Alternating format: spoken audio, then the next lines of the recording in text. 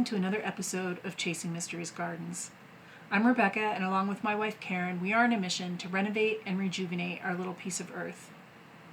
This week we did the Three Rivers Challenge, and that is a pantry challenge that we challenged ourselves to use what was already on our shelves and in our refrigerators and freezer to create meals for the week. And we have only done 1 week, but we had fun doing it. And this video is just to show you what we came up with for the week. So let's go on this adventure and see how our 1 week was for the Three Rivers Challenge. The first day, I found some pancakes in the freezer that Karen had frozen from a brunch. So I put those in the toaster and then I couldn't get them out. And Karen made eggs and sausage, and I had the tiniest bit of grape jelly left in this jar. So I used that up. I'm not a huge fan of maple syrup on my pancakes, so I put this on my pancakes and it was delicious.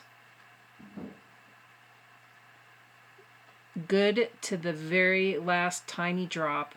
I did not want to waste anything. It was so good.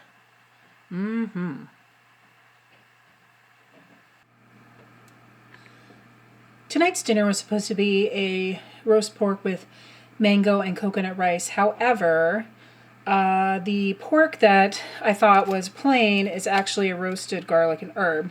So we're going to have this. And then this is some cauliflower that we saved a while ago. This is a butternut squash. And then this quinoa with vegetables, which has been on our shelf for quite a while. And then we have some potatoes for the people who want potatoes. So this is night 1 of the Three Rivers Challenge. So pretty. Here it is, completed. Couscous, the pork, a couple potatoes, butternut squash, and cauliflower that I put dill on. And this is just the smallest amount, actually it was perfect for this mug, of this Hedda grog. If you've never had grog, it is so delicious. It's a spiced wine, and it's best when served hot or warm. You don't want it too hot. And I just had a little bit. I was saving it and just decided to use it up during this challenge. Day 2's dinner is going to be a chicken lentil soup. The recipe on the back of the bag said to wash the beans until the water ran clear. So that is what I'm doing here.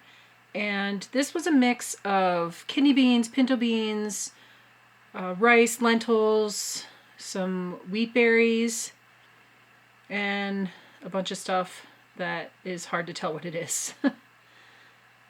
So we were kind of making up this recipe as we went. There was a recipe on the back of the bag. We did not really go with that. We kind of followed it.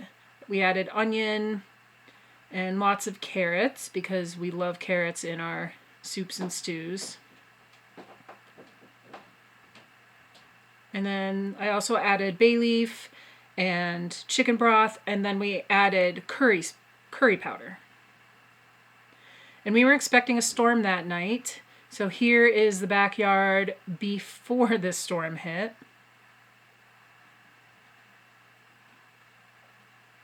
And here is the finished soup. Nice and hot. We cooked it for about 90 minutes, almost 2 hours. And we'll see how Karen likes it. It's very hot.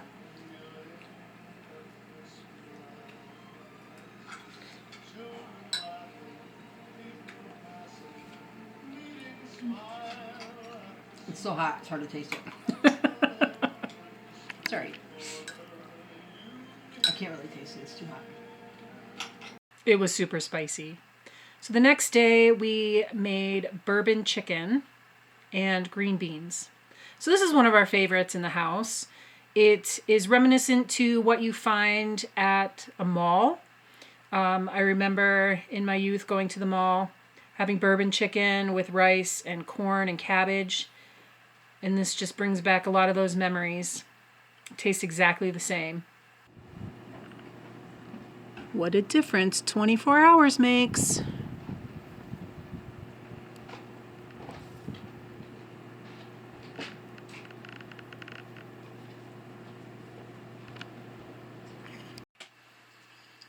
And here's the final meal.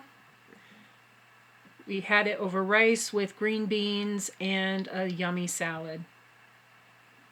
So the next day, I also made tropical shrimp, which is another house favorite. We had some spring rolls with it. I made the coconut rice that I was going to make at the beginning of the week. It went really, really well with this recipe because it takes pineapple. You make it with pineapple, and the mango, or I'm sorry, the pineapple juice goes really well with the coconut rice that you see right here. It was delicious.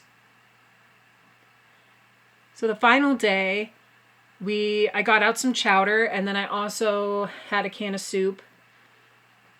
So this is a recipe that we make once a year. It takes pretty much every single meat that you could think of. Pork, chicken, beef is all inside of this bowl. And we also had a salad, and I also made a can of lobster corn chowder because I wasn't sure if this was going to be enough. So it was really easy. I took it out at the beginning of the day, let it thaw, and then just put it in a pan. I do add some extra water to this because, sorry about my dirty dishes, because the broth kind of, I don't know what happens in the freezer, but it just disappears in the freezer. So I add a little bit more water to this. Sometimes I will add a bouillon cube to that. This time I did not. And here's the lobster corn chowder. It looked nasty, but it tasted pretty good. And here's the final product with the salad. It was delicious. Yummy, yummy. That is our week in a nutshell for our 3 Rivers Challenge. I had a lot of fun. It was a challenge. There were a couple times when I went to make something and I had the plan all in my head, and then I went to make it and I didn't have an ingredient. And I was like, great, what do I do? So instead of running out to the store to get the item, I came down to my pantry and I found something and made a new dish, and it was yummy, if not yummier than what I would have made in the first place. So I'd just like to thank Jessica at Three Rivers Homestead for starting this challenge and encouraging pantries all over the world to put to use what we already have. Would I do it again? Probably. There's still quite a few things left in our freezer and on our shelves. What I did miss was the fresh vegetable aspect of it. We do like to have asparagus and zucchini on a weekly basis. We did have salads, and that's because we had vegetables left over from the week before. So we ate those up rather than let them go to waste. So we did have salad. But if I did it again, I would definitely allow for that fresh vegetable budget. If you like this video, please give it a big thumbs up. We are actually starting to think about our spring garden and planning that out and looking at seed catalogs and getting really excited and ordering seeds, and yay, spring is coming. So if you want to follow us and see what our gardens look like in the spring and follow us on that journey, adventure, journey, whatever you want to call it, please hit the subscribe button for more. And as always, Suki Suki, love the earth, love yourself, love each other. Till next time. For those of you who have not met Apollo, say hi.